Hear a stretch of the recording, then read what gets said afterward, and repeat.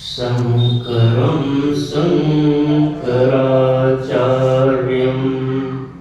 केशवं बादरायणं सूत्रभाष्यकृतो वन्दे भगवन्तो पुनः पुनः। यं ब्रह्मा वरुणेन्द्ररुद्रमरुतः स्तुवन्ति दिव्यैस्तवैः वेदैः साङ्गपदक्रमोपनिषदैः गायन्ति यं सामगाः। ध्यानावस्थिततद्गतेन मनसा पश्यन्ति यं योगिनो यस्यान्तं न विदुः सुरगणाः। देवाय तस्मै नमः, देवाय तस्मै नमः। इस बार के स्वाध्याय सत्र का जो विषय है, गीता जी के 13वें अध्याय पर हम सब विचार करने के लिए समवेत हो रहे हैं। इसका नाम है क्षेत्र क्षेत्रज्ञ विभाग योग। एक विभाग करके बताएंगे भगवान कि क्षेत्र किसको कहते हैं और क्षेत्रज्ञ किसको कहते हैं। यह अध्याय भगवान कहाँ से ये विषय ला करके अर्जुन को बताने लगे, उस विषय की संगति को बताने के लिए भगवान भाष्यकार संगति लगाते हैं। हम लोग उस संगति को थोड़ा सा देखते हैं। 7वें अध्याये सूचिते द्वे प्रकृति ईश्वरस्य त्रिगुणात्मिका अष्टधा भिन्ना अपरा संसार हेतुत्वात् परा च अन्या जीवभूता क्षेत्रज्ञ लक्षणा ईश्वरात्मिका। याभ्यां प्रकृतिभ्यां ईश्वरो जगत उत्पत्ति स्थिति लय हेतुत्वं प्रतिपद्यते। तत्र क्षेत्र क्षेत्रज्ञ लक्षण प्रकृति द्वय निरूपण द्वारेण तद्वत् ईश्वरस्य तत्व निर्धारणार्थं क्षेत्राध्याय आरभ्यते। आचार्य बताते हैं कि 7वें अध्याय में भगवान ने ईश्वर की 2 प्रकृति बताई थी। एक प्रकृति का नाम बताया था अपरा प्रकृति और दूसरी का नाम बताया था परा प्रकृति। इसको जैसे ही विषय का प्रतिपादन किया तो आगे चल के अन्य विषयों का चर्चा बढ़ती चली गई और यह विषय मानो भगवान के भाव में और समझाने की जरूरत रह गई। तो उस विषय को अच्छे से समझाने के लिए शब्द बदल दिया। वहां पर नाम दिया था अपरा प्रकृति और परा प्रकृति, यहाँ पर नाम दिया क्षेत्र और क्षेत्रज्ञ। इन नाम से उसी जो कहे गए विषय का विस्तार और उसके विषय में और सुस्पष्टता हो सके, इसलिए इस अध्याय का प्रकटन यहाँ पर किया गया। तो बात साफ हो गई होगी। एक बार वो क्या बात भगवान ने 7वें अध्याय में बताई है, सभी लोग गीता माता को खोलें। 7वें अध्याय के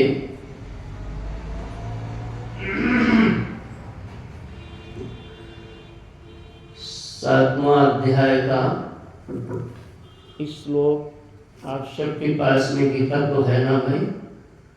तो सभी लोग गीता माता को बड़े आदर से, जिनके पास शंकर भाष्य सहित हो वो लाएं, और नहीं है तो ले आएं कल से, और अन्यथा जो भी है ग्रंथ उसको हाथ में लें। 7वें अध्याय का 4था श्लोक देखें, 4, 5वां। थोड़ा सा इसको पहले समझें कि यहाँ पे भगवान ने क्या बात कही है। भूमिरापो नलो वायुः,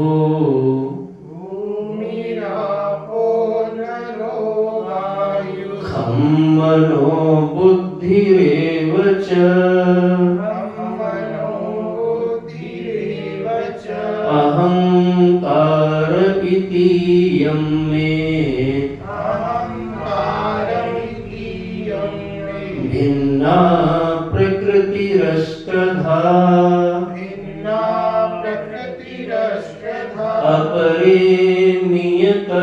अपरिमियतस्त्वन्याम्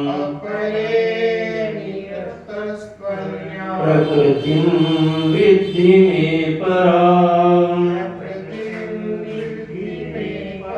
जीवभूतां महाबाहो, यदेदं धार्यते जगत्। पहले इतना देखें, 2 श्लोकों में भगवान ने क्या बताया।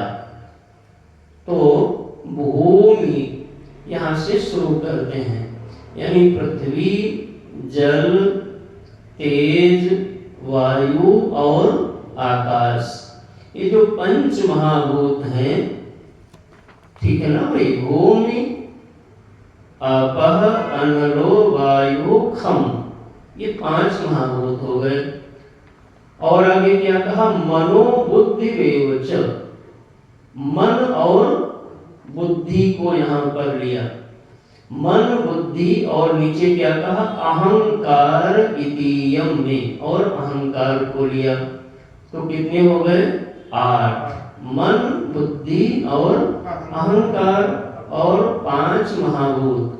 तो कहा ये भिन्ना प्रकृति अष्टधा, ये जो 8 चीजें अर्जुन हैं, इनको हमने एक नाम दिया। क्या नाम दिया? अपरा प्रकृति। ये जो 8 चीजें बताई गई, इनको अपरा प्रकृति के नाम से भगवान ने बताया। अपरे नियतस्त्वन्याम प्रकृतिम विद्धि मे पराम। अच्छा, इस प्रकार यह 8 प्रकार के वेदों वाली यह जो अपरा प्रकृति है, और हे महाबाहो, इस अपरा प्रकृति से भिन्न जीव रूप बनी हुई, जो जीव रूप जिसको जीव कहते हो, वो कौन है? भगवान कहते हैं वो जीव रूप बनी हुई मेरी परा प्रकृति है। परा प्रकृति को जानो, जिसके द्वारा यह जगत धारण किया जाता है।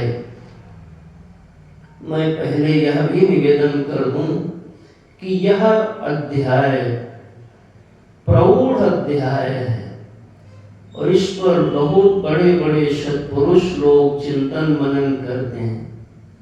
इसलिए यहाँ पर जो चर्चा होगी, वह चर्चा बहुत ऊंची चर्चा है, और उस चर्चा से साधक का सीधे कल्याण होता है।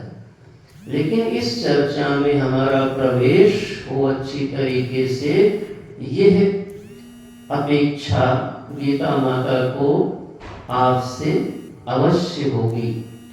तो हम आप इन बातों को ध्यान दें और आगे की ओर बढ़ते हैं। तो दो बात बता दिया, अपरा प्रकृति और परा प्रकृति। ये दोनों प्रकृतियां किसकी हैं? भगवान की। अष्टधा प्रकृति माने जो निर्जीव प्रकृति जिसको हम कह सकते हैं वो है यानी जड़ प्रकृति, और जिसमें जो जीव है उसको तो आप जड़ भी मानते हो और चेतन भी मानते हो।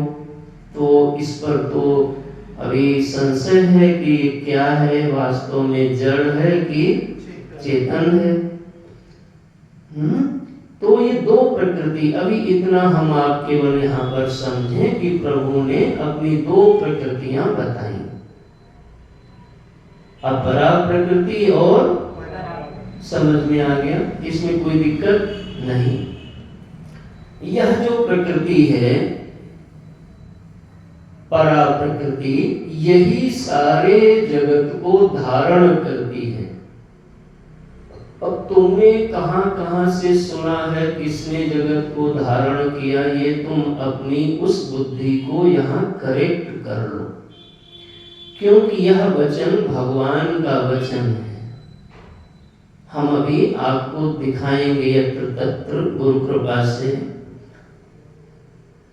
शास्त्र प्रमाण बुद्धि से श्रवण करें। वर्ण बुद्धि से श्रवण करने पर हमारी अविद्या का नाश कर देगा।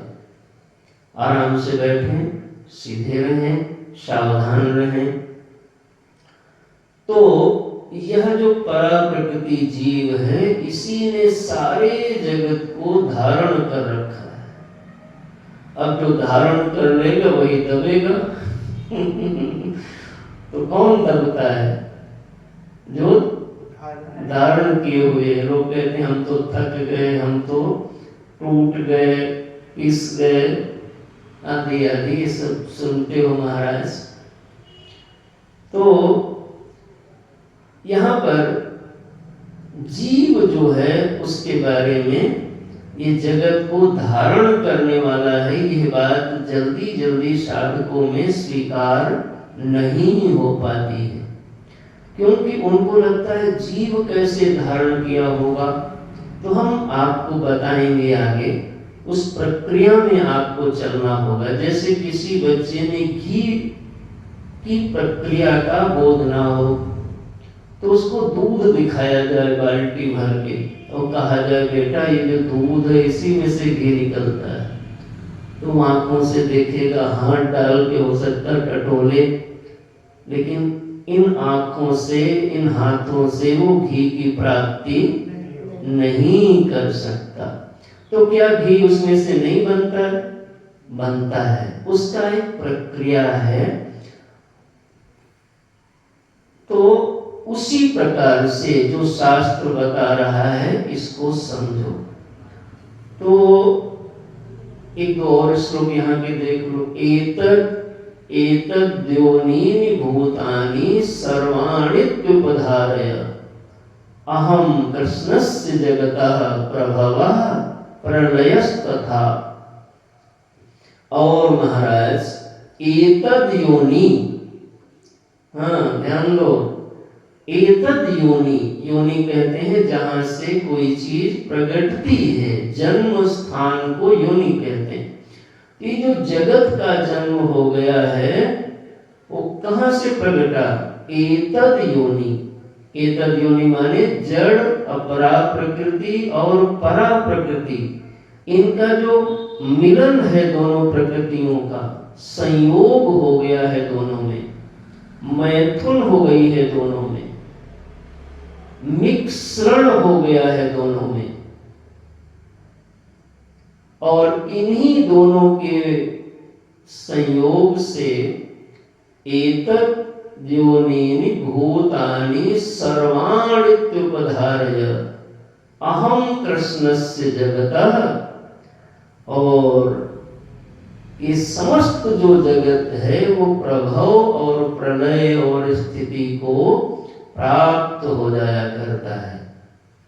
ध्यान गया। तो यानी ये जो जगत का प्रकटन है और इसका स्थिति रहना है और लय जो हो जाना है, उसका बीज भगवान किसको बता रहे हैं? इसी अपरा और परा प्रकृति के संयोग को ध्यान रखना। ये अलग अलग रहे तो नहीं पैदा होगा, इनमें क्या हो गया? दोनों में संयोग हो गया है, मिथुन हो गया है, मिश्रण हो गया है। कब हुआ?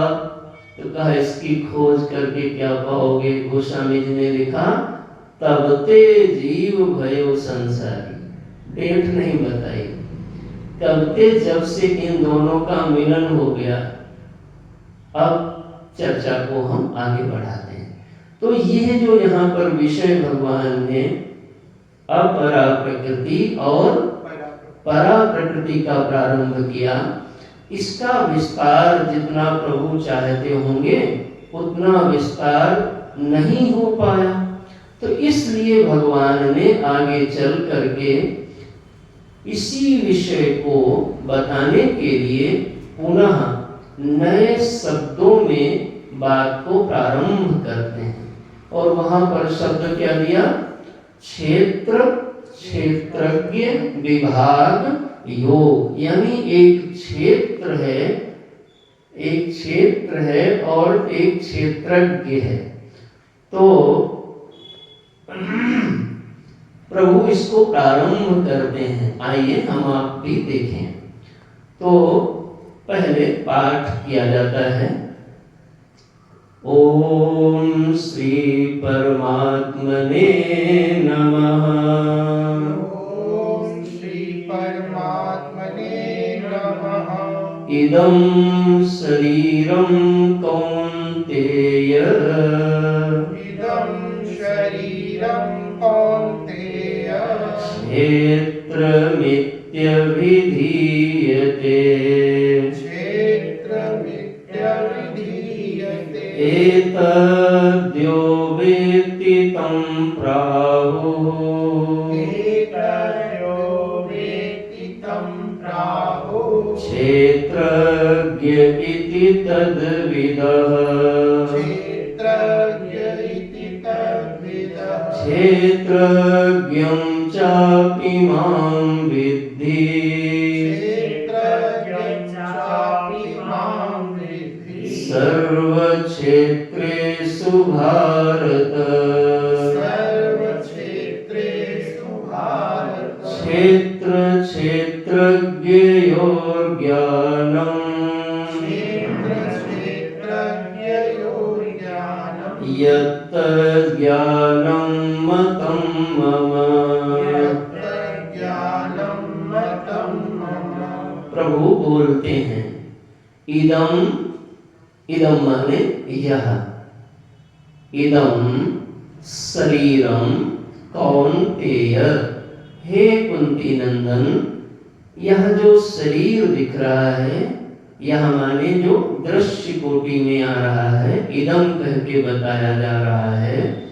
इदं शरीरं कौन्तेय क्षेत्रमित्यभिधीयते, इसको तुम क्षेत्र समझो। ये क्षेत्र नाम से बताया गया, क्षेत्र। और एतद्यो वेत्ति तं प्राहुः, क्षेत्रज्ञ इति तद्विदः। एतद्यो, जो इसको जान रहा है, वेत्ति, जो इसको जान रहा है। अब ये सारी विद्या यहाँ पर आपकी साधना की, जप कितना किया, पूजा कितना किया, दान तप, इन सब का मानो यहाँ पर कृपा चाहिए होगी साधक को, तभी आप अंतरंग जगत में प्रवेश कर पाएंगे। कौन जान रहा है इसको? सीधी सीधी बात है, किसी लोकांतर में मत ले जाना बुद्धि कि वहां कोई ईश्वर होगा, वहां कोई भगवान होगा। हम दिखाएंगे आप सभी को मूल बातों की ओर। एतद्यो वेत्ति तं प्राहु, जो इसको जान रहा है, क्षेत्रज्ञ इति तद्विदः, जो इसको जान रहा है उसको तुम क्षेत्रज्ञ नाम से जानो। तो दो डिवीजन बना दिया, क्षेत्रज्ञ और क्षेत्र। जो जाना जा रहा है वो क्षेत्र कोटि में है और जो जान रहा है वो क्षेत्रज्ञ कोटि में है। दूसरे शब्दों में कह लो, जो जाना जा रहा है यानी जो ज्ञेय बन रहा है वह क्षेत्र है और जो ज्ञाता बन रहा है वो क्षेत्रज्ञ है। इसमें कोई कठिनाई नहीं, लेकिन ध्यान रखना, जाना जा रहा है उसको जान के बोल रहे हो कि ऐसे कोई है ना भाई भीतर जो जान रहा है, आप उसको जान रहे हो कि नहीं जान रहे हो, ये जरूर यहाँ पे जांच पड़ताल कर लो। खाली आप ऐसे सुन लोगे तो ये फिर माता जी की कृपा आपको उतनी नहीं मिल पाएगी। ये बोधात्मक है, यहाँ पर विश्राम होते होते आपको फल हाथ में आ जाना चाहिए। हाथ में माने आपका काम बन जाना चाहिए। तो इदं शरीरं कौन्तेय क्षेत्रमित्य विधीयते, एतद्यो वेत्ति तं प्राहु क्षेत्रज्ञम् इति तद्विदः। के तद्विदः? तौ क्षेत्र क्षेत्रज्ञयो ये विन्दति ते तद्विदः। जो इसको ऐसा जानते हैं, ठीक है ना भाई, वो लोग ऐसा कहते हैं। क्या कहते हैं? कि यही क्षेत्रज्ञ है। अब उसमें सब लोगों को रख लो तो अच्छा महाराज, ये बात समझ में आई कि जितना भी जाना जा रहा है वह सब का सब क्षेत्र है और जो जान रहा है वो क्षेत्रज्ञ है। आगे देखो, क्षेत्रज्ञं चापि मां विद्धि सर्व क्षेत्रेषु भारत। ये ग्रंथ बिल्कुल जैसे जहाज चलता है ना वैसे चलेगा। कभी मांडूक्य उपनिषद स्वाध्याय करने का अवसर हो तो मांडूक्य उपनिषद में प्रस्तावना में बताया गया कि जैसे मंडूक चलता है तो मंडूक कदम दर कदम नहीं चलता बल्कि वो सीधे सीधे छलांग लगाता है। तो वैसे ये ग्रंथ ये अध्याय कुछ चलेगा, यानी सीधे छलांग लगाएगा। क्षेत्रज्ञम अभी बताया था ना, क्षेत्रज्ञ क्या है? जो जानने वाला है, आपके भीतर है, देख लो पहले है कि नहीं है, छोड़ मत देना, इधर उधर मत चले जाना, डर मत जाना, लोक लोकांतरों में कल्पना में मत जाना। अगर कोई जानने वाला है तो उसको पकड़ो। फिर देखो आगे, क्षेत्रज्ञं चापि मां विद्धि। ये जो क्षेत्रज्ञ है, जो जानने वाला है, वो मुझको ही जानो, वो ही मैं हूं।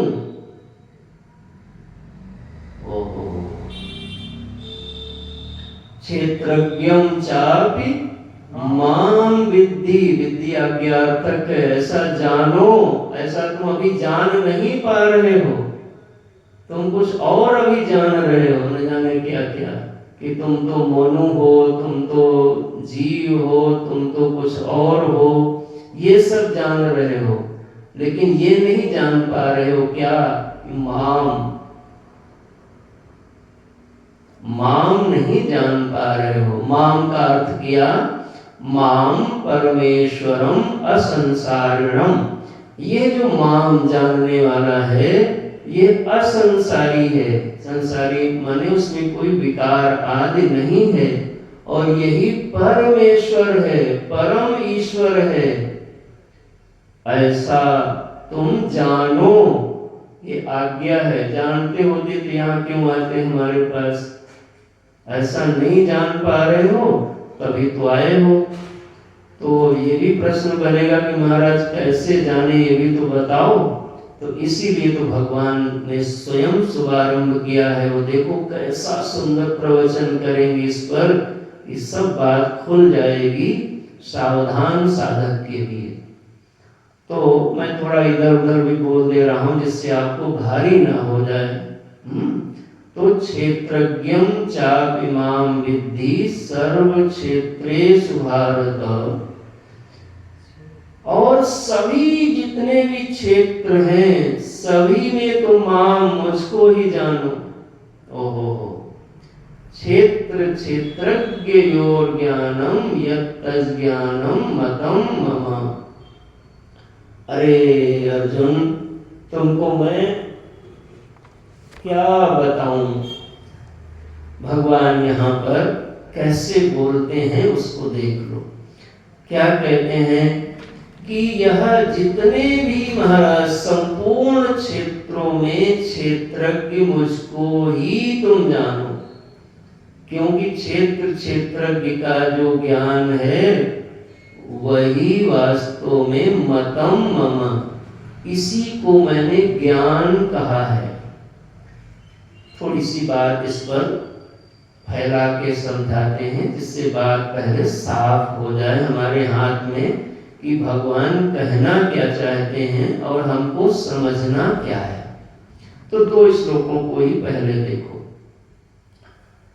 एक तो ये बात समझ में आ गई होगी कि जो इदम करके है, शरीर है जिसको दृश्य कह रहे हो, यह क्षेत्र श्रेणी में है, और जो इसको जानने वाला है वो क्षेत्रज्ञ है, और जो क्षेत्रज्ञ है वही मैं हूं। अब यहां तुम्हारी बुद्धि हमें लगता चढ़ नहीं पा रही होगी। यहां तुम्हारी बुद्धि का जो अनुभव है वो एकदम सामने खड़ा हो जाएगा।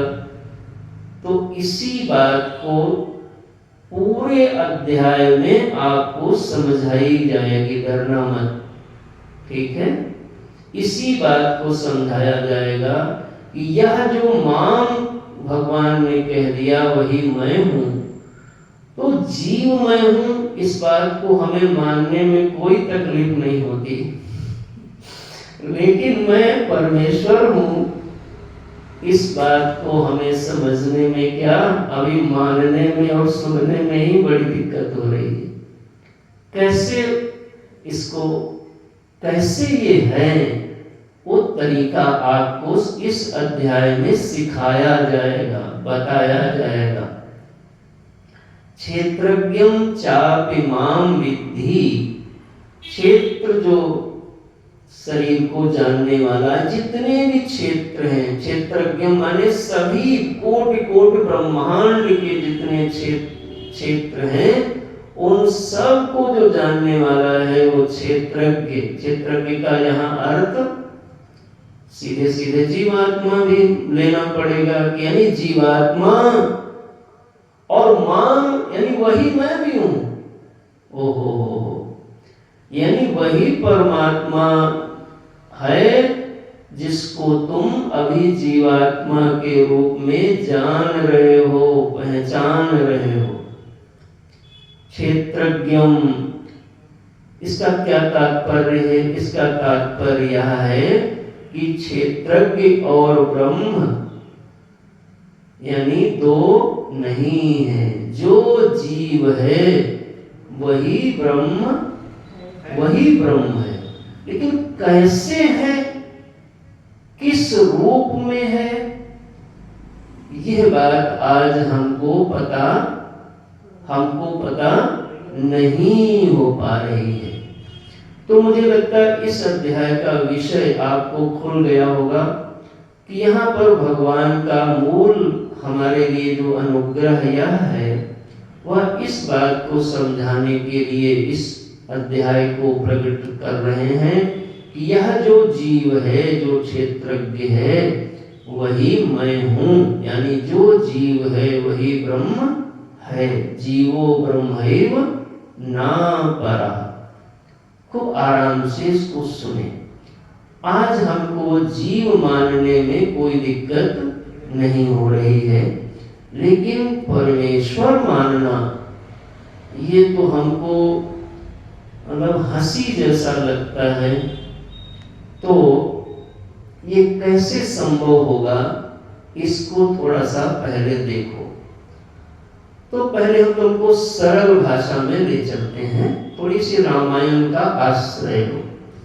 रामायण जी में अरण्य कांड के प्रसंग में जहां पर प्रभु श्री राम एक बार आराम से बैठे, एक बार प्रभु सुख आसीना, लक्ष्मण वचन कहे छल हीना। देखो रामायण जी आई तो आपको थोड़ा आराम महसूस हो रही है।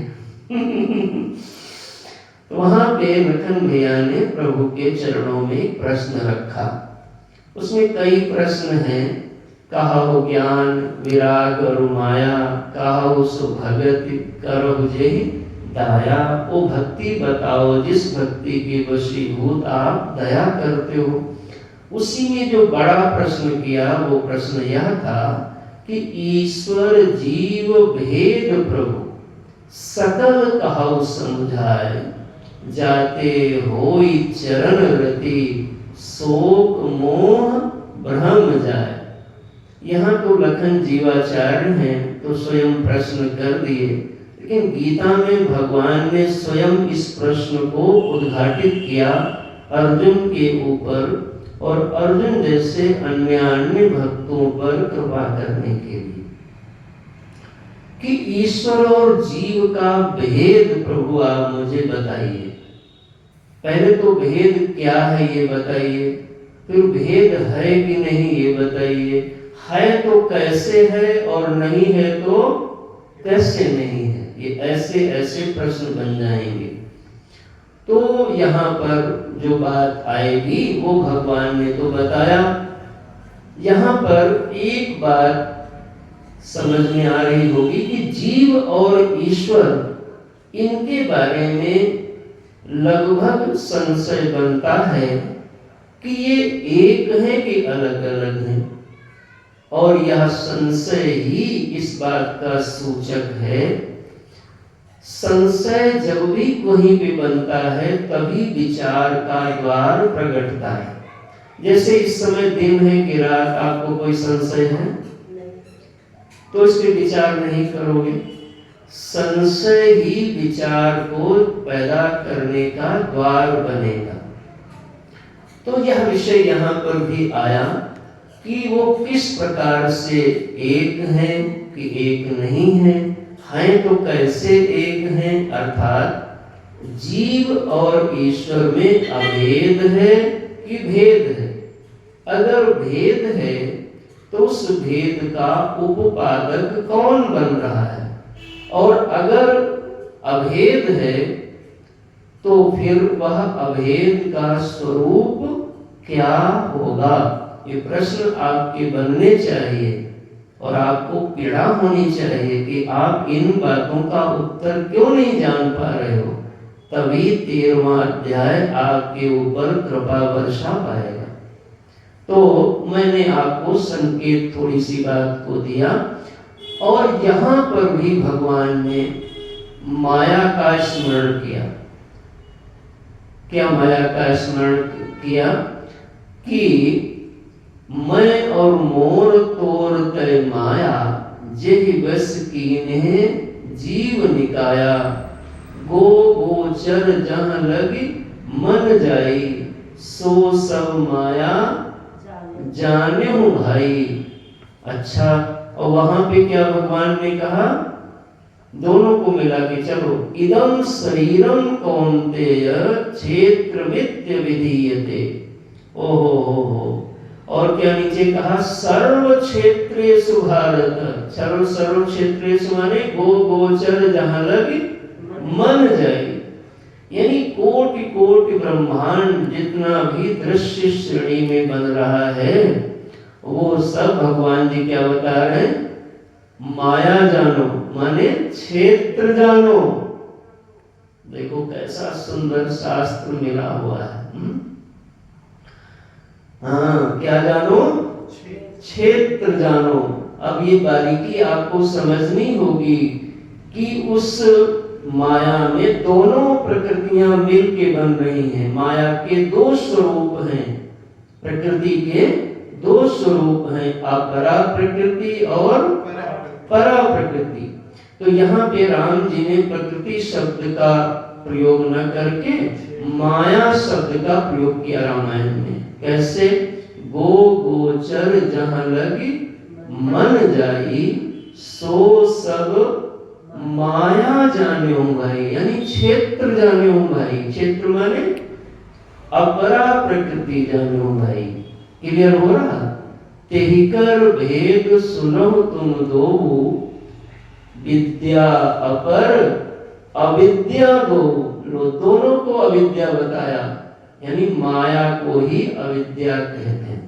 समष्टि अज्ञान का नाम माया होता है और व्यष्टि अज्ञान को अविद्या कहते हैं। तो दो भेद बना दिया, माया का या अविद्या का। सीधे बैठो। उसने बताया एक दुष्ट अतिशय दुख रूपा, जावस जीव पराभव कूपा, एक रचई जग गुण बस जाके, प्रभु प्रेरित नहीं निज बल ताके। देखो महाराज, ये वर्णन बताया कि दो भेद हैं, एक रचई और एक ढकई। एक भेद को ढक दे रही है। प्लीज आप सावधान हो। क्षेत्र और क्षेत्रज्ञ दो अलग अलग हैं, लेकिन दोनों में मिश्रण हो गया है, यानी हम अलग अलग, आज हमारी बुद्धि उनको नहीं कर पा रही है। जड़ यानी क्षेत्र और क्षेत्रज्ञ दोनों अलग अलग हैं, लेकिन हमारी बुद्धि अलग अलग नहीं कर पा रही। तो ढका क्या है? न क्षेत्र ढका है और न क्षेत्रज्ञ ढका है, बल्कि उन दोनों का भेद ढका हुआ है। ध्यान से देखना, क्या किया था? तेहि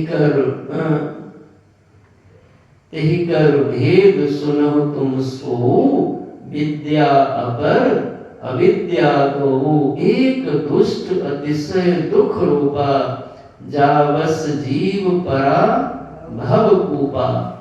ये जो दुष्ट जिसको गोस्वामी जी महाराज ने कहा, ये वही है जिसने भेद को ढक दिया। पूज्य स्वामी विद्यारण्य जी हमारे संप्रदाय के बड़े स्वामी जी हैं, बड़े आचार्य हैं, जिनके प्रसिद्ध ग्रंथ पंचदशी, दीर्घदृश्य विवेक और भी उनकी अनेक संप्रदाय के प्रौढ़ ग्रंथ माने गए। उन्होंने दीर्घदृश्य विवेक में रूपम दृश्यम लोचनम दृक् इस प्रक्रिया के द्वारा चिंतन कराते कराते विद्यते हृदय ग्रंथि छिद्यन्ते सर्व संशया, क्षीयन्ते चास्य कर्माणि तस्मिन् दृष्टे परावरे। इस श्रुति को आधार बना के चिंतन किया। वहां पर जब आगे गए तो उन्होंने खुलासा इसी का किया। देखो, ये हमारे आचार्यों की कृपा है कि जो हम लोग बहुत वर्षों तक माला पूजा जप के नहीं कर पाते हैं, वो हमारे गुरुजन हमको कैसे उन बातों को सिखा देते हैं। उन्होंने बताया अंतर, ये जो माया है वो अभी भेद कर दे रही है कि ये भीतर है और ये बाहर है। तो पूछा गया उनसे कि आचार्य आप बताएं कैसे भेद है? तो कहा अंतर दृग्दृश्योर भेदम। आहा, भीतर की तरफ दृग और दृश्य में भेद है, लेकिन ये भेद को ढक दे रही है। अंतर दृग माने देखने वाला और दृश्य माने दिखने वाला। अंतर दृग दृश्य योर भेदम, बहिश्च ब्रह्म सर्वयो।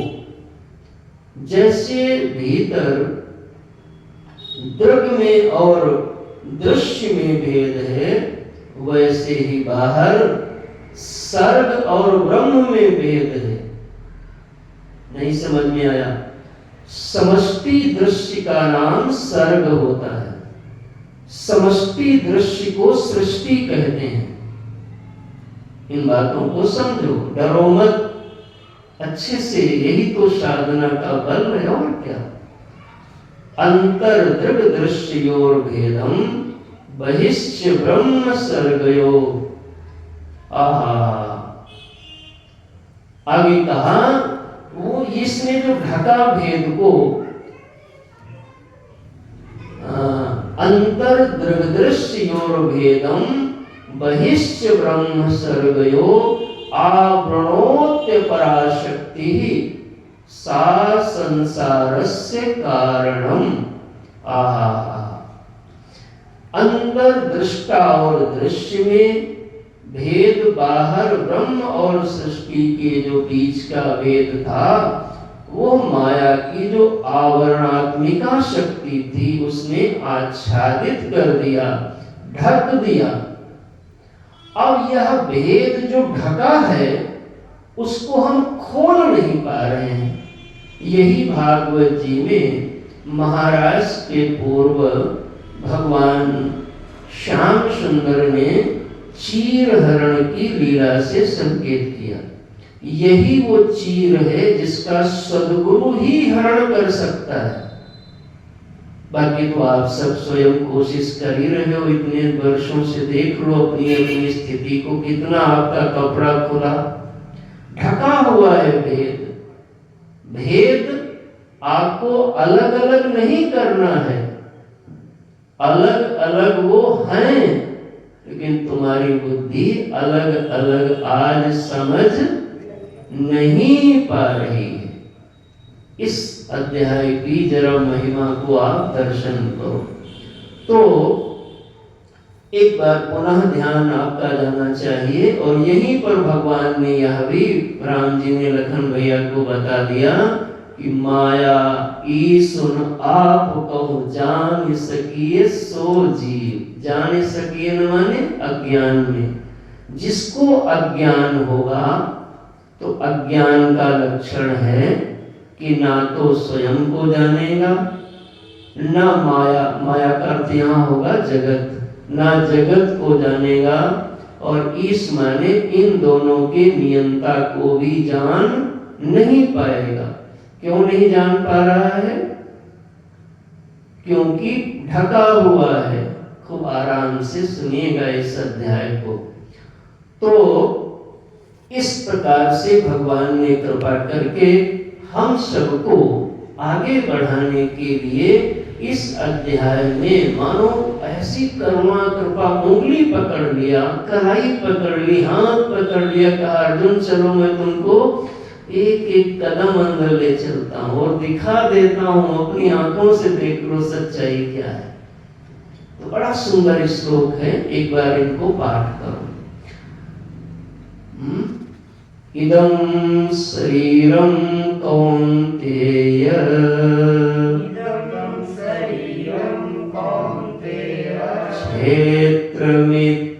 क्षेत्रमित्यभिधीयते एतद्यो वेत्ति तं प्राहुः क्षेत्रज्ञम् इति तद्विदः क्षेत्रज्ञं चापि मां विद्धि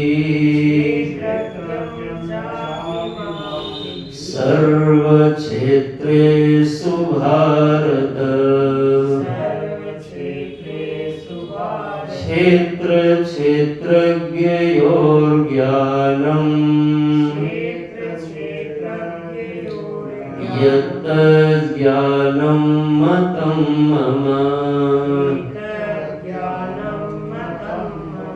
बात साफ हो गई होगी कि अनंत ब्रह्मांडों में जितने भी शरीर हैं, अपने भी शरीर को उसमें रखना, वो सब के सब क्षेत्र हैं, और जो इनको जानने वाला है वो क्षेत्रज्ञ है। और यह जो क्षेत्रज्ञ है वही अर्जुन मैं हूँ। मैं माने परमेश्वर, असंसारिणः अर्थात शुद्ध चेतन हूँ, इतना बुद्धि में निगमन बना के बैठ लो। अब इसको कहने के लिए ऐसे भी कहा जा सकता है कि क्षेत्र और क्षेत्रज्ञ, जब वो क्षेत्र बनाओगे जड़ प्रकृति को, निर्जीव प्रकृति को जड़ मानोगे, तो सजीव यानी जिसको जीव कहा गया उसको जड़, निर्जीव और सजीव का भेद बना सकते हो। अपरा और परा का भेद बना सकते हो। क्षेत्र और क्षेत्रज्ञ का भगवान बता ही रहे हैं।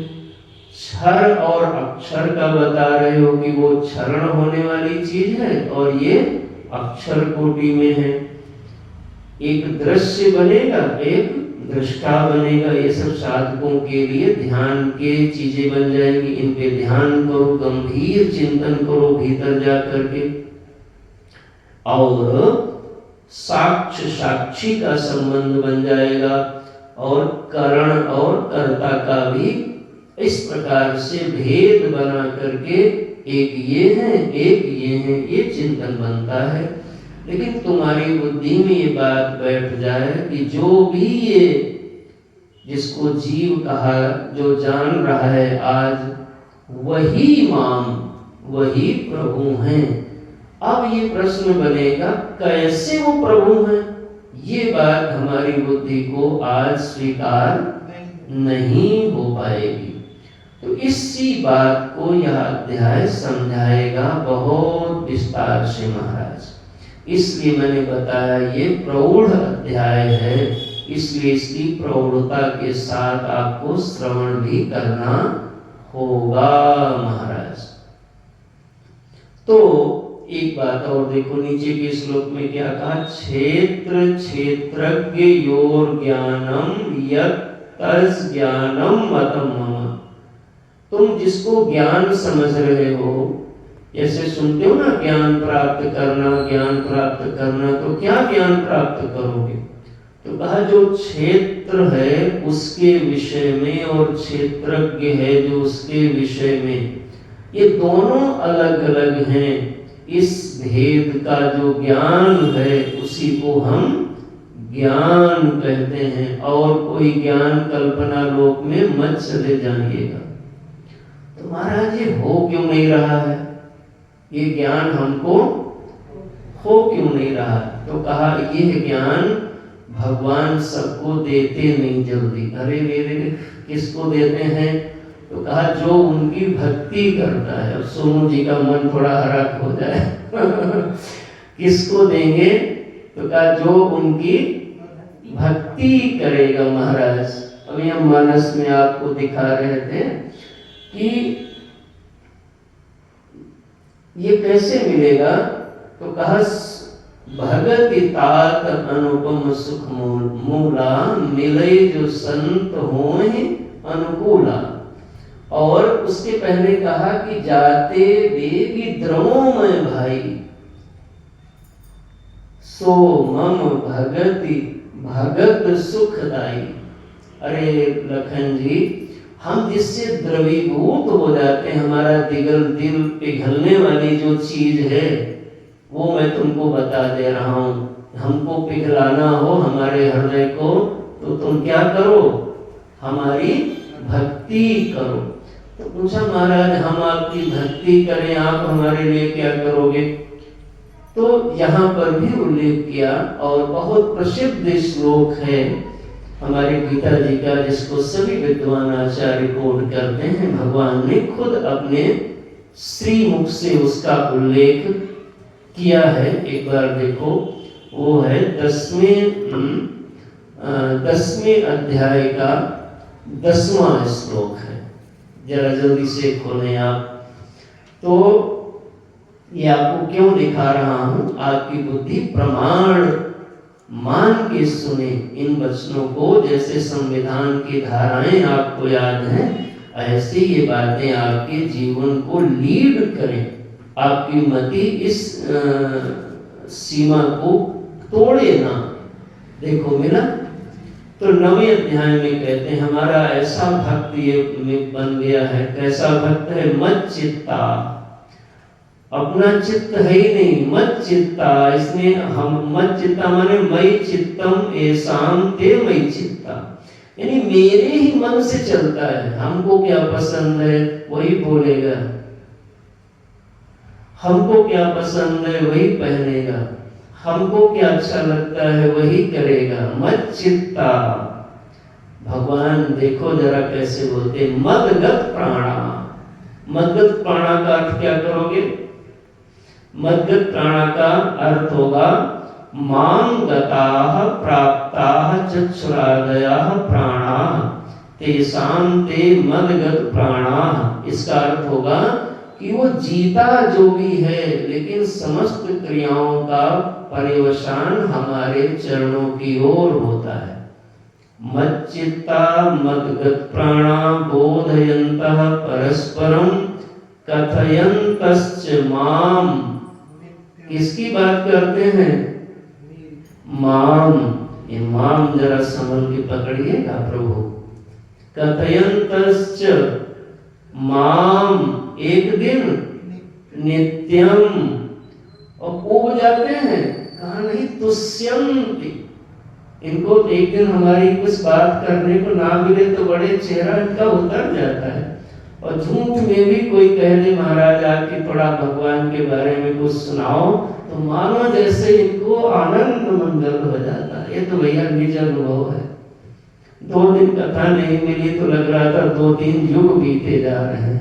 आज इतना मन सुबह से हमारा आनंद में है कि आनंद था कि आज बहुत सुंदर भगवान की वाणी सुनने को मिलेगी कानों को। ऐसे लगता था परम आनंद है। कोई पूछ रहा था महाराज बड़े आज आनंद में दिख रहे हो, तो हमने कहा आज हमको एक होता है दूध मिलावटी वाला भाई, तो जब बड़ी व्यासपीठ पे बैठो तो मिला मिला के दूध में पानी देना पड़ता है। और ये तो शुद्ध दूध है, प्रभु का अमृत है, माँ है। मच्चित्ता मदगत प्राणा बोधयन्ता, यही शब्द भगवान के हमारा भरोसा है। यही शब्द ब्रह्म है। यही हमारे गुरुदेव का बल है, यही हमारे आचार्यों का बल है, यही मीरा का बल है, यही प्रहलाद का बल है। यही हम भक्तों का बल बनना चाहिए। मच्चित्ता मदगत प्राणा बोधयन्तः परस्परम। ये जिसके साथ लगते हैं उसको यही बात बताएंगे, बाकी तो सब सेकेंडरी है। कथयन्तश्च माम। अनित्यम न बोल देना, नित्यम रोज चाहिए इनको महाराज। तुष्यन्ति, तुष्यंत छट जाते हैं। और तुष्यन्ति च खाली रमन्ति च डूब जाते हैं। ऐसे जो हमारे भक्त हैं अर्जुन, उनको मैं धीरे से एक चीज गिफ्ट में देता हूँ। क्या देते हो प्रभु? तेषाम सतत युक्तानाम। तेषाम का अर्थ किया तेषाम सतत युक्तानाम नित्याभियुक्तानाम निवृत्त सर्ववाहेषणानाम भजताम।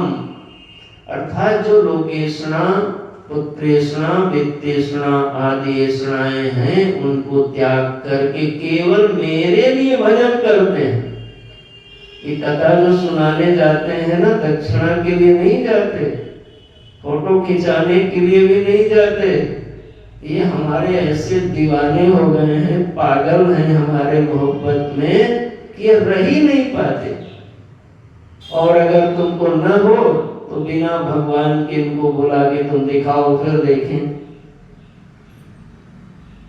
आवत जात पनहिया टूटे, बिसर जात हरि नाम, संतन को कहा सीकरी संतान। तेषाम शतत युक्तानाम भजताम प्रीतिपूर्वकम। देख रहे हैं आप, यही वो 2 नहीं रह जाएंगे, बस प्रीतिपूर्वकम। तो आप तब मैं उनको ददामी, उनको मैं देता हूँ। क्या देते हो प्रभु? बुद्धि योगम तम ये नमाम उपयांति ते। जरा बुद्धि योगम का अर्थ देखो क्या किया भगवान भाष्यकार ने। ददामि, आगे बुद्धि योगम, बुद्धि योगम का अर्थ किया बुद्धि सम्यक दर्शनम मत तत्व विषयम एन योगो बुद्धि योगः तम बुद्धि योगम येन बुद्धि योगेन सम्यक दर्शन लक्षणेन माम परमेश्वरम आत्मभूतम आत्मत्तेन उपयांति प्रतिपद्यन्ते।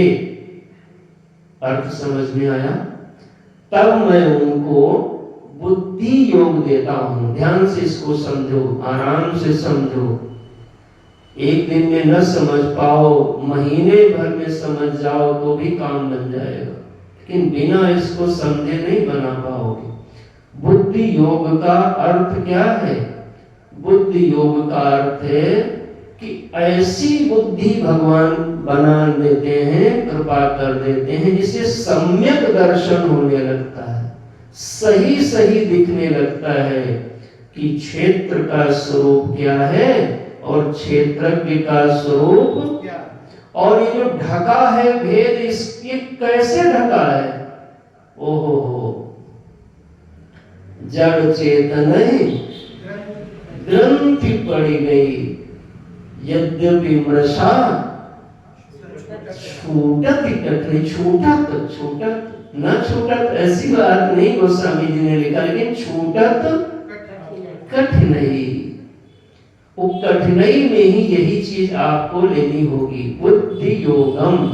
बुद्धि योगम माने आप साइंस जानते हो, भूगोल जानते हो, गणित जानते हो, आपको इन सब चीजों का ज्ञान है। हम आपकी बुद्धि को मना नहीं करते, लेकिन जिस विषय में ज्ञान की आवश्यकता है, समझ की, कि यह जड़ चेतन जो अलग अलग है, क्षेत्र क्षेत्रज्ञ का जो भेद है, इस भेद जो ढका हुआ है, उस भेद को जो ढकने वाला अज्ञान है, उसका ज्ञान हो जाना, यही बुद्धि योग का फल है। क्लियर हुआ? सम्यक दर्शनम, किस विषय में सम्यक दर्शन? मत तत्व विषयम, मेरा जो तत्व है, आपका तत्व क्या है? भगवान का तत्व, दो परा प्रकृति और अपरा प्रकृति, इस विषय में, और इसके अलावा जो उनका निरुपाधिक स्वरूप है, जो माया से परे है, उसको, इन विषयों में तुम्हारी बुद्धि प्रवीण हो जाए, यही भगवान की भक्ति का फल है। हाँ, तो ये भगवान यहाँ पर जो बताया ज्ञानम, क्षेत्र क्षेत्रज्ञ योर ज्ञानम, जो ऐसा ज्ञान प्राप्त कर लेता है, यज्ञानम मतम मम, वही ज्ञानी है, उसी के पास में ज्ञान है, ये मेरा मत है महाराज। एक दो बात और आपको दिखा देता हूं, फिर आगे हम सीधे अध्याय की ओर बढ़ेंगे। 34वां श्लोक जहां पर विश्राम होगा ये अध्याय, वहां पे जरा देखो। क्षेत्र क्षेत्रज्ञ योरेवं अंतरम ज्ञान चक्षुषा। ये जो क्षेत्र क्षेत्रज्ञ का विषय चल रहा है, इसका जो अंतर है, अंतर माने होता है वैलक्षण्य। इस वैलक्षण्य को आप हाथ से नहीं खोल पाओगे। इधर देखो, हाथ से, आंख से भी, इस आंख से नहीं खोल पाओगे। कौन सी आंख से खोल पाओगे? चर्म चक्षुषा नहीं लिखा भगवान ने, क्या कहा? ज्ञान चक्षुषा। कहाँ लिखा है? गीता जी के 13वें अध्याय का 34वां श्लोक की ऊपर की पंक्ति। कैसे अंतरम खुलेगा?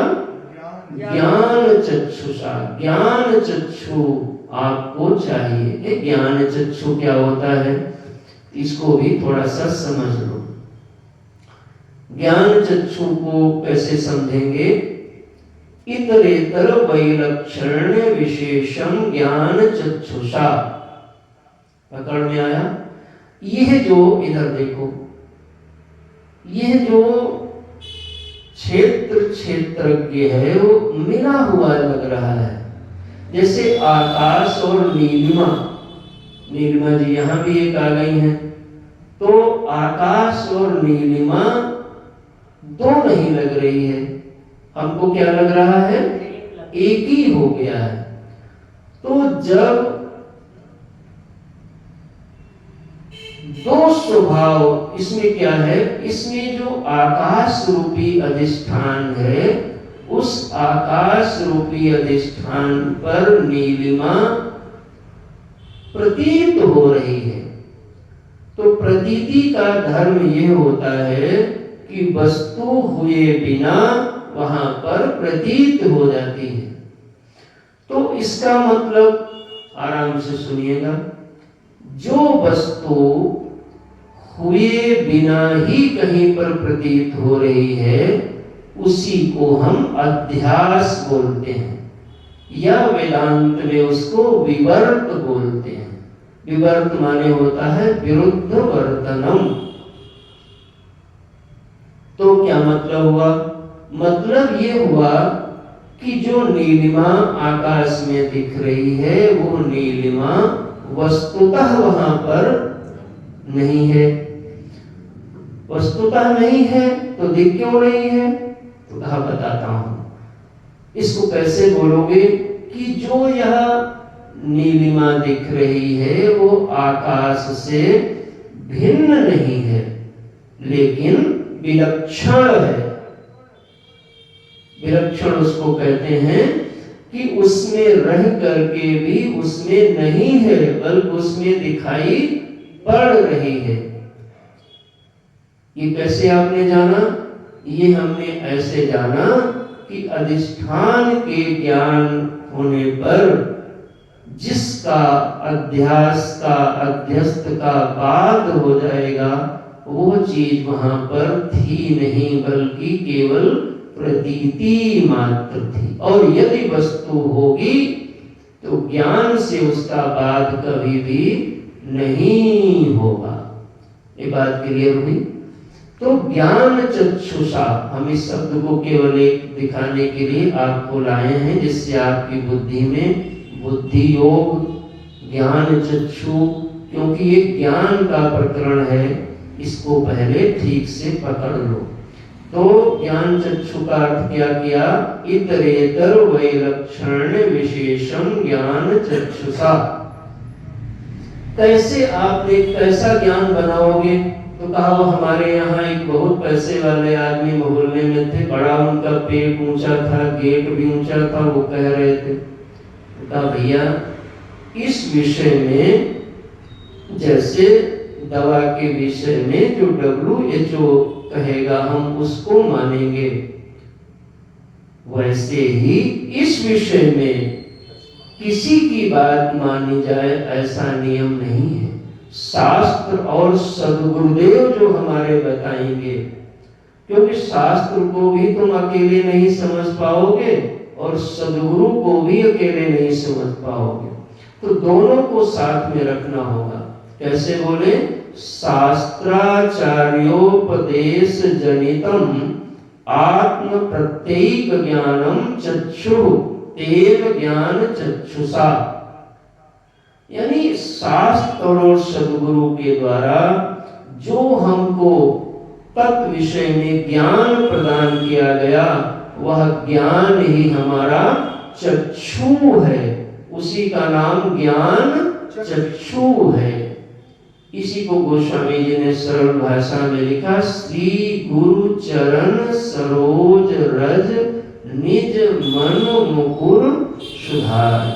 यानी अपने सद्गुरुदेव की बुद्धि से प्राप्त जो ज्ञान कणिका हैं, जो रज कणिका हैं, अर्थात जो ज्ञान है, समझ है, उससे उसको प्राप्त करके अपने मन में लगा करके और मन रूपी मुकुर को सुधार लो, यानी शोधन कर लो। जैसी पहली तुम्हारी मान्यताएं थी उनको बदलो, तब वर्णौ रघुबर विमल यश।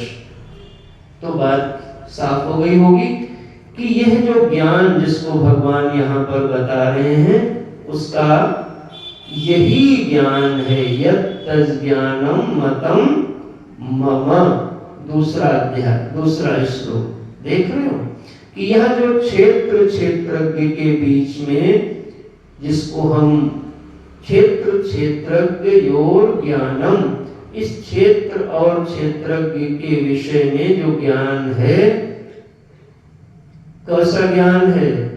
जो शास्त्र और आचार्य लोगों ने बताया है वही ज्ञान है, और उसी का नाम ज्ञान चक्षु है, और उसी का नाम क्या बताया था? बुद्धि योग है। एक बात आपको मैं और दिखा देता हूँ, फिर आगे बढ़ता हूँ। ये बहुत कीमती कीमती बातें आपके सम्मुख रखी जा रही हैं, जिनका संप्रदाय में आचार्यों के सम्मुख बहुत मान होता है। एक विचार ऐसा भी चलता है कि ये जो क्षेत्रज्ञम चापिमाम विद्धि, इस पर भगवान भाष्यकार ने बहुत दीर्घ भाष्य लिखा है। अगर हमको भाष्य के साथ इसका स्वाध्याय कराना हो तो कम से कम 60 दिन का समय चाहिए, और हमें 5 दिन में ही सब पूरा बताना है। तो मेरी व्यवस्था भी है, फिर किसी अन्य अवसर पे हम उन बातों को करेंगे। इनमें कुछ बातें, खास बातें आपको मैं श्रवण कराना चाहता हूँ। एक मत ऐसा भी है जो इस बात को मानता है कि जीव अलग है और ईश्वर अलग है। यदि ऐसा आपने मान लिया तो जगत भी आपको अलग मानना पड़ेगा, और जब जीव और जगत और ईश्वर तीनों अलग अलग हो जाएंगे तो त्रैतवाद की उत्पत्ति होगी। उसमें यह जो समस्याओं का समाधान है वह फिर सम्यक तो दिखाई पड़ता नहीं है। तो हमारे आचार्य ने इस पूर्व पक्ष के ऊपर भाष्य करते करते यहाँ तक ले आए कि यदि कोई ऐसा मान लेता है कि नहीं, जीव अलग है और ईश्वर अलग है, अगर उसके अभेद को नहीं स्वीकार कर पा रहे हो तो एक तो गीता के ही वचन के आप विरुद्ध जा रहे हो, दूसरे वेद के जगह जगह पर श्रुतियों का उल्लेख किया कि उन श्रुतियों के भी आप विरुद्ध जा रहे हो। अब यहाँ विस्तार हम नहीं अधिक करेंगे, केवल सार बता रहे हैं, क्योंकि सभी श्रुतियों को हम कोट करेंगे तो और भी समय जाएगा, उसको पृथक से कभी चिंतन करेंगे। तो यदि ऐसा कोई प्रतिपादन कर रहा हो तो समझ में आया, तो कहा वो चाहे कोई भी क्यों न हो, कितना भी बड़ा पंडित क्यों न हो, लेकिन उसकी बात की उपेक्षा कर देना चाहिए। अब मैं इससे अधिक नहीं बोलूंगा। बात समझ में आ गया? क्या हमने कहा कि यदि कोई ये प्रतिपादन कर रहा हो कि जीव अलग ही है, हमेशा हम भी अलग मानते हैं, लेकिन हम उसको आविद्यक रूप से भेद मानते हैं और विद्या रूप में अभेद मानते हैं। ज्ञान काल में अभेद है और अज्ञान काल में भेद है। जैसे रस्सी और सर्प में भेद भी है और अभेद भी है। तो हम भेद कैसे है यह भी जानते हैं और अभेद कैसे है यह भी जानते हैं। जो इसको जानता है उसी को ज्ञान कहते हैं भगवान के मत में। अब इसको दृष्टांत पे ले आओ। जीव और ईश्वर, यदि आपने जीव को माना ही नहीं तो फिर संसारित्व किधर जाएगा? क्योंकि संसारित्व तो जीव में ही रहेगा, और अगर जीव को नहीं मानोगे तो संसारित्व खत्म हो जाएगा और संसार भी फिर खत्म हो जाएगा। तो यदि जीव और संसारित्व यानी संसार खत्म हुआ तो शास्त्र का जो प्रयोजन है वह भी निष्प्रयोजन दिखाई पड़ जाएगा। तो कहा नहीं, ऐसी बात नहीं है। कैसे जीव है इस बात को भी जानो, और कैसे जीव ही ईश्वर है यह भी जानो। तो इस विषय में ये बात एक याद रखना, यदि कोई ऐसा प्रतिपादन कर दे कि नहीं जीव ही अलग है और ईश्वर भी अलग है, इनमें कभी भी अभेद नहीं हो सकता, तो उसकी बात स्मृति के विरुद्ध होगी, श्रुति के विरुद्ध होगी और हमारे पूर्वाचार्यों के विरुद्ध होगी। ऐसी दशा में वो कोई भी हो उसकी बात उपेक्षा करने के योग्य है। छोटी सी एक लाइन में पढ़ता हूँ। तस्मात्, ये जो मैंने इतना बोला ये कई पेजों का अर्थ है। तस्मात् असंप्रदायविद सर्वशास्त्रविद अपि मूर्खवत एव उपेक्षणीयः। समझ में आया कितना कठोर शब्द लिखा है? ये भगवान भाष्यकार की लेखनी के शब्द हैं। फिर से बोल देता हूं, तस्मात्, मगर गलत अर्थ न लगा देना कि किसी को भी बता देना नहीं। अगर ऐसा कोई प्रतिपादन करता है तो तस्मात् असंप्रदायविद सर्वशास्त्रविद अपि मूर्खवद एव उपेक्षणीयः। तो उसको ना समझ के जैसे उसकी उपेक्षा कर देनी चाहिए, कोई भी हो। तो इस प्रकार से इस अध्याय का प्रकटन हो रहा है। इसमें पूर्व पक्ष रखे गए, उन पूर्व पक्षों की थोड़ी थोड़ी चर्चा हम समय समय पर करेंगे। ये जो जीव है और यह जो ईश्वर है, हम आपसे पूछें कि आप क्या हो, तो आपको ना तो अभी जीव का अनुभव है और ना ही ईश्वर का अनुभव है। आप हैं। आपको 10 लोगों ने बता दिया तुम जीव हो, तो तुम ये मानने लगे हम जीव हैं, और मान लिया कोई कुछ और बता देता तो तुम वो मान लेते कि तुम फलाने हो। तो ये जो तुम्हारी मान्यताएं हैं वो निर्विचार हैं, और जो भी निर्विचार मान्यता यानी बिना विचार किए मान्यता बनाओगे, उन मान्यताओं को कभी भी शास्त्र का निगमन नहीं प्राप्त होगा। अब हमें इस अध्याय में यह देखना है कि यदि हम जीव हैं तो किन किन चीजों की वजह से जीव हैं, और अगर हमारा स्वरूप परमेश्वर का निकलता है तो किन किन चीजों की वजह से ऐसा हो रहा है। ठीक है, अभी कोई निगमन न पकड़ के बैठो, फ्री होकर के बैठो और बात को शुरू करो।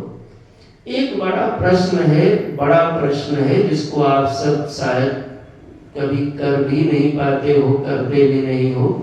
हमारे भगवान भाष्यकार ने यहाँ पर उठाया, और हमने सुना है संतों से कि एक बार पूज्य स्वामी अखंडानंद जी महाराज वृंदावन वाले, जो बड़े विद्वान पुरुषों में उनका स्थान था, तो वो भगवान रमणी महर्षि के पास में प्रश्न करने के लिए गए। ऐसा कुछ सुनने में आता, हो सकता कुछ मैंने गलत भी सुना हो, इस पर मैं कोई प्रमाण नहीं दे सकता। कोई महापुरुष गए, बात यही थी, महापुरुष हो सकता कोई और भी हो, मेरा प्रणाम है।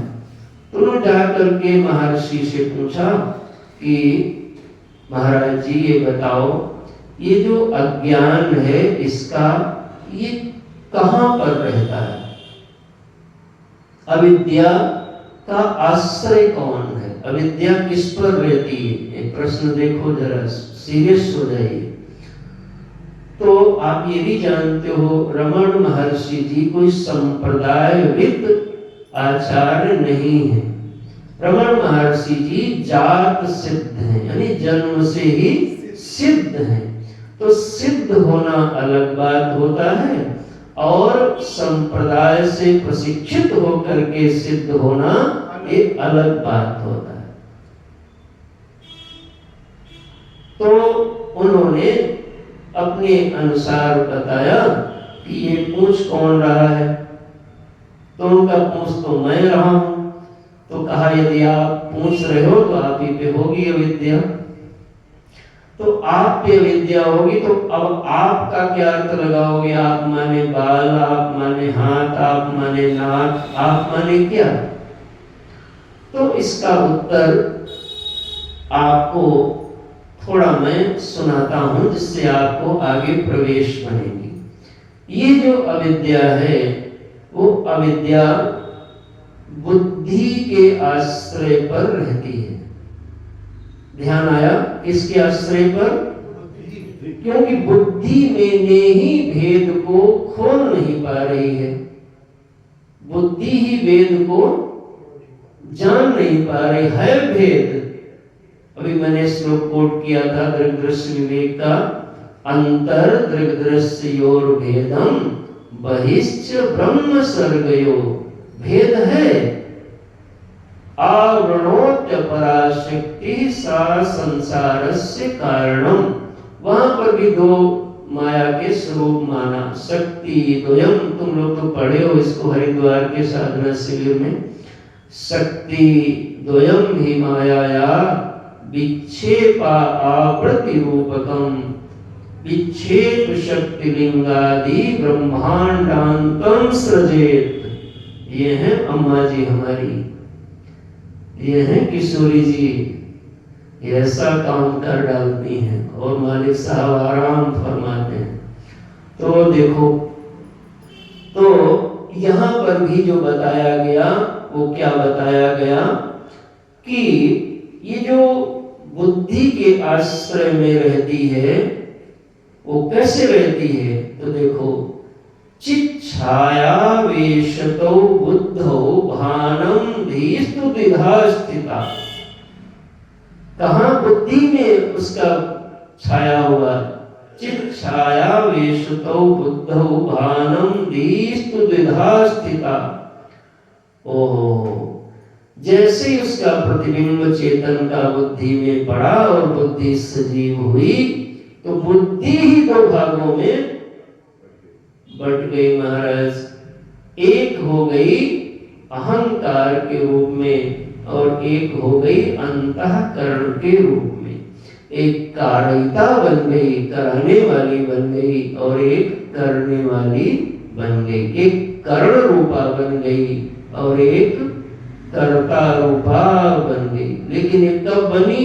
जब उस भेद को बुद्धि जान नहीं पाई। तो ये टॉपिक आज का नहीं है, मैंने तुम्हें मदद हो जाए इसलिए थोड़ा सा संदर्भ दिया। तो अज्ञान का आश्रय, अविद्या का आश्रय किसको माना गया? बुद्धि को माना गया। तो इन बातों को मैंने आपके सम्मुख इसलिए रखा जिससे आपको आगे की ओर बल मिले। आइए पुनः एक बार इन श्लोकों को शुरू से पाठ करो। इदं शरीरं कौन्तेय, इदं शरीरं कौन्तेय, क्षेत्रमित्यभिधीयते,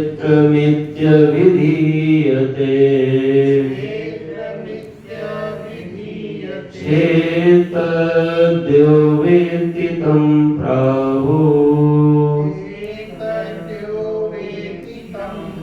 क्षेत्रज्ञ इति तद्विदः, क्षेत्रज्ञं चापि मां विद्धि,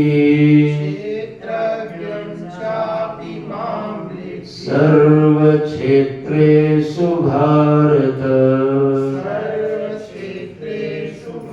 क्षेत्र क्षेत्रज्ञयोर्ज्ञानम्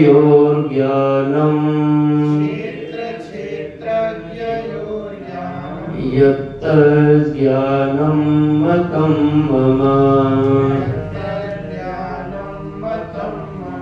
तच्छेत्रं यच्च यादृक्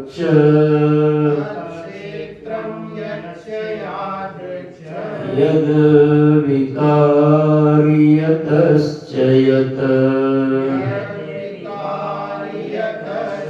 स च यो यत्प्रभावश्च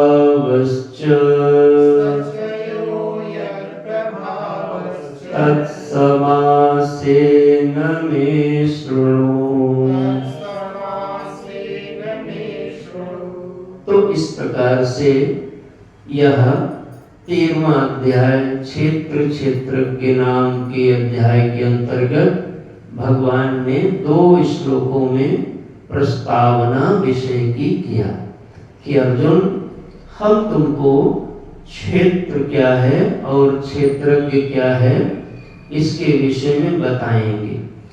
जिसको जानते हो वो क्षेत्र है और जिससे जानते हो वो क्षेत्रज्ञ है।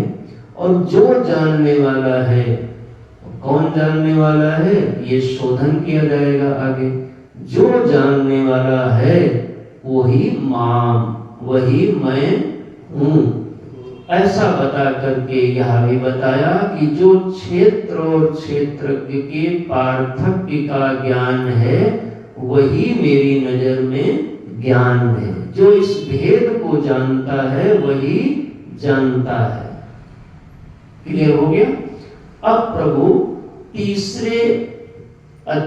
तीसरे श्लोक में कहते हैं, पुनः मानो एक तरीके से कहते हैं हम क्या बताएंगे। तो क्या बताएंगे? तत्क्षेत्रम यच्च यादृक् यत् विकारि यतश्च यत् सचयो यत् प्रभावश्च तत्समासेन मे शृणु। ये तीसरा श्लोक एक तरीके से प्रतिज्ञा है। भगवान प्रतिज्ञा करते हैं अपने भक्तों के लिए, अर्जुन के लिए, कि जो क्षेत्र है और जैसा क्षेत्र है। अब क्षेत्र में समझ लो, छोटा सा शब्द, ऐसे पूरे ब्रह्मांडों को रख लेना, कुछ भी मत छोड़ देना। जो क्षेत्र है, जैसा क्षेत्र है और जिन विकारों वाला है और जिससे ये पैदा हुआ, तथा वह क्षेत्रज्ञ भी जो है और जिस प्रभाव वाला है, वह हम आपको सब का सब संक्षेप में तत्समासेन में शृणु। बात क्लियर हो गई? यानी क्षेत्र बताऊंगा, जैसा क्षेत्र है वो बताऊंगा, जिन विकारों वाला है वो बताऊंगा, जिससे पैदा हुआ वो बताऊंगा, और क्षेत्रज्ञ के विषय में भी बताऊंगा। जो जो क्षेत्रज्ञ का प्रभाव यानी उसकी जो महिमा है अर्जुन, वो भी मैं तुमको बताऊंगा। यानी क्षेत्र के विषय में उसका विकार यानी उसमें क्या क्या परिवर्तन होता है, क्या क्या चेंजिंग होते हैं वो बताऊंगा। कैसा है ये बताऊंगा, किससे पैदा हुआ, ये सारा प्रश्न बुद्धि में रहना चाहिए। एक कागज डायरी पेन लेके जब बैठोगे ना, तब भीतर बात जाएगी। भाई ये वो चीज नहीं है जो आप अब इतना ही मेरे लिए बोलना, आप समझ पाओ तो समझ लो। तो ये प्रतिज्ञा किया तीसरे श्लोक में। अब चौथे श्लोक में हमारी आपकी बुद्धि को प्रमाण बुद्धि देते हैं कि देखो, तुम ये न समझ लेना कि केवल मैं ऐसा बता रहा हूं। अभी मैंने राम जी की बात आपको सुना दी, तो श्याम जी राम जी 2 हो गए, और तीसरे कौन है अपने शिव जी, उनका तो कहने क्या, वो तो बिल्कुल ही एकदम उतरते ही नहीं है यहाँ से नीचे। अभी मानस में आप सुन रहे थे, गंभीर से गंभीर बात बताते हैं। सबकर परम प्रकाशक जोई राम अनादि अवधपति सो ईश्वर प्रकाशक माने सबको जानने वाला, प्रकाशक माने होता है जानने वाला। देखो ये शिव जी हैं, तो राम जी भी यही बता रहे हैं, शिव जी भी यही बता रहे हैं, और श्याम जी की तो गीता आप सुन ही रहे हो। अब कोई और पंडित जी आके कुछ बताने लगे तो उनकी बात का हम जिम्मेदारी नहीं लेते हैं। हमने अपने आचार्य के बल को आपको बताया। अब आगे चलो, चौथा श्लोक, प्रमाण बुद्धि हमारी ओर बने, इसके लिए भगवान बोलते हैं, ऋषिभिर्बहुधा गीतम् छन्दोभिर्विविधैः पृथक् ब्रह्मसूत्रपदैश्चैव हेतुमद्भिर्विनिश्चितैः। हे अर्जुन, यह क्षेत्र क्षेत्रज्ञ का तत्व समझ रहे हो, जिसकी मूल पहचान है। डरना नहीं बिल्कुल। क्या बताएंगे?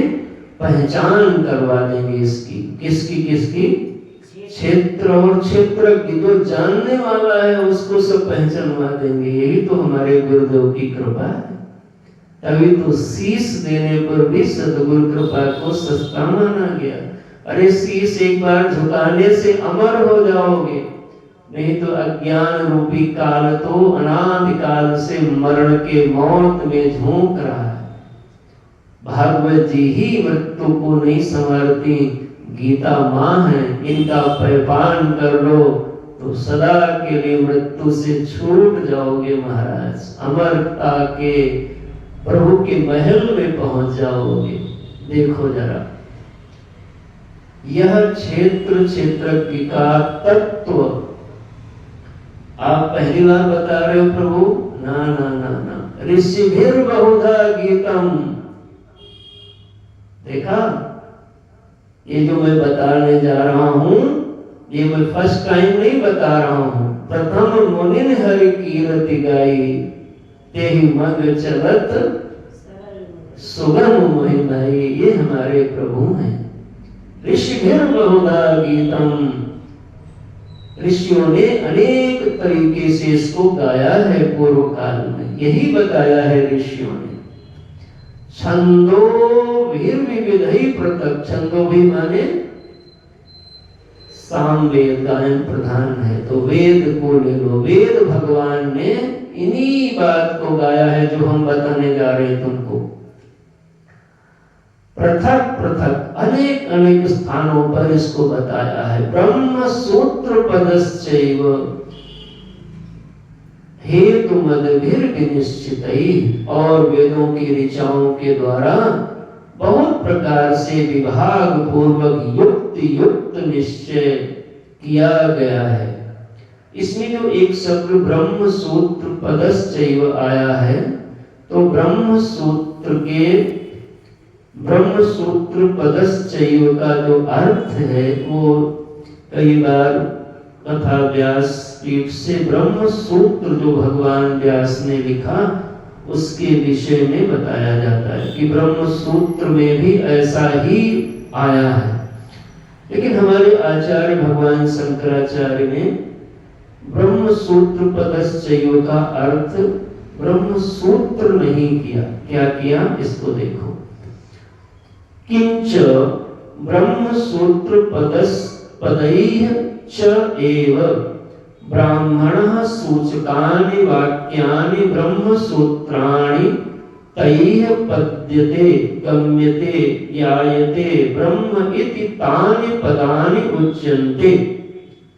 यानी जो उस ब्रह्म के विषय में वेदों में, शास्त्रों में यत्र तत्र जो पद मिलते हैं, जहां कहीं भी मिल जाएं, उन सबको ब्रह्म को बताने वाले, ब्रह्म के विषय में जो बताने वाले पद मिल जाएं, उन सबको ब्रह्म सूत्र पदश्चैव से समझना चाहिए। ये भगवान भाष्यकार ने यहाँ पर एक विशेष हमारा सबका ध्यान आकर्षित किया। तो ये प्रमाण के रूप में श्लोक हो गया चौथा। तो पहले और दूसरे श्लोक में विषय को प्रस्तावना दिया, क्या बताने जा रहा हूं ये बताया। तीसरे में प्रतिज्ञा किया कि इसको मैं विस्तार से बताऊंगा, जैसा है जितना है वो सब बताऊंगा। चौथे में प्रमाण दिया कि यहाँ देखो पहले यही बात कही गई है। अब पांचवें और छठे श्लोक में बताना शुरू करते हैं। अब ये मेन श्लोक आया। महाभूतान्यहंकारो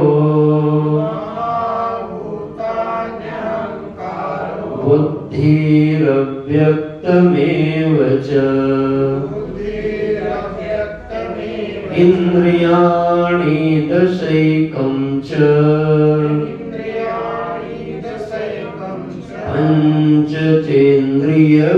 पंचचेन्द्रियगोचराः इच्छा द्वेषः सुखं दुःखं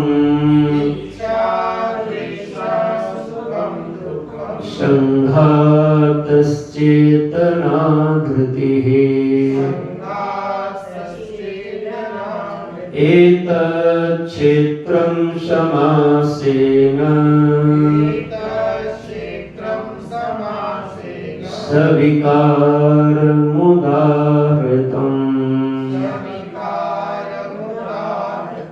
भगवान यहाँ पर बताते हैं, क्या पहले बताते हैं? क्षेत्र के विषय में बताते हैं।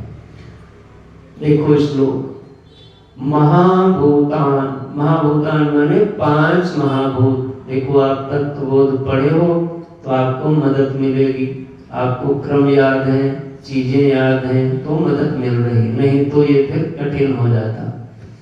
तो 5 महाभूत, ठीक है। अहंकार, उसके बाद महाभूतान अहंकारो, तो अहंकार हो गया।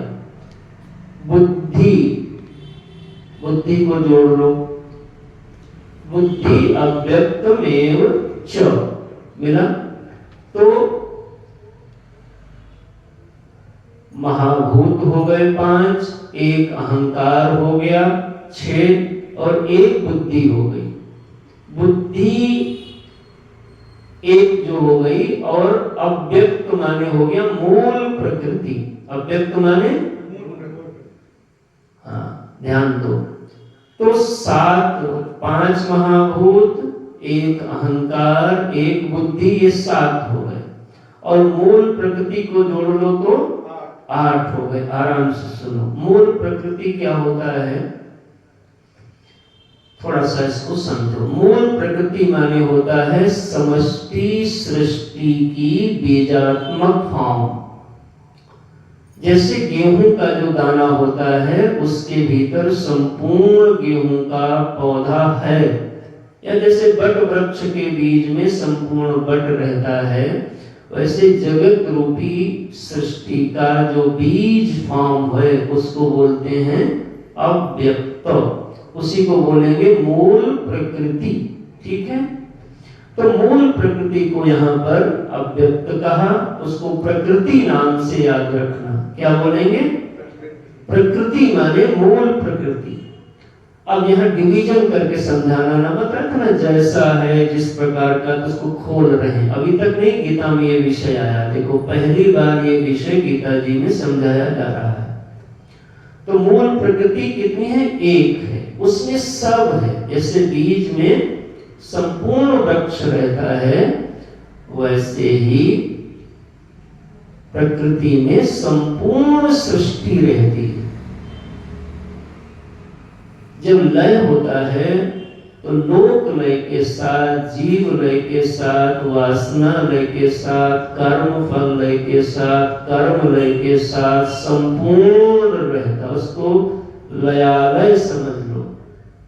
सब चीज उसी में सुप्त हो जाती जाके, उसको बोलते हैं प्रकृति। तो एक प्रकृति हो गई, और ये 7 जो हुई, 7 कौन? 5 महाभूत, अहंकार और बुद्धि, इसको बोलेंगे प्रकृति विकृति। नाम जरा याद रखो, ये सब नहीं सीखोगे तो आगे जैसे तत्वबोध नहीं पढ़े होते तो ये नहीं पचता, अब ये नहीं समझ पाओगे तो आगे शोधन नहीं कर पाओगे। तो प्रकृति एक बताया और ये 7 क्या हो गई, विकृति हो गई। तो एक प्रकृति 7 विकृति, कुल कितनी हो गई, 8। ये पहली लाइन का अर्थ है। महाभूतान अहंकारो बुद्धि अव्यक्तमेव च। ठीक, अब नीचे आओ। इंद्रियाणि दशैकम च। इंद्रियाणि दशैकम, 10 कौन कौन, पंच ज्ञानेन्द्रियाणि और पंच कर्मेंद्रियाणि, ये हो गई 10। और पंच चेंद्रिय गोचरा, पंच चेंद्रिय गोचरा माने जिनमें इंद्रियां विचरण करती हैं यानी विषय। तो कितने हो गए, 15 हो गए महाराज। और एकम इंद्रियाणि दशैकम च, 10 और एकम, तो एकम माने मन, 10 इंद्रियां और 1 मन और 5 ये विषय। तो कुल कितने हो गए, 16 हो गए, गिन डालो। तो इन 16 को बोला गया केवल विकृति। क्या बोला गया, अब जरा तुम अच्छे से समझो, ये सत्संग थोड़ा ऊंचे दर्जे का है भाई, यहाँ कहीं कुछ नहीं चल जाएगा। ये रसायन विज्ञान की जैसे क्लास, उससे भी सुप्रीम क्लास है। तो ये एक प्रकृति हो गई, अब नहीं बताऊंगा, 7 प्रकृति विकृति हुई और 16 विकृति हुई।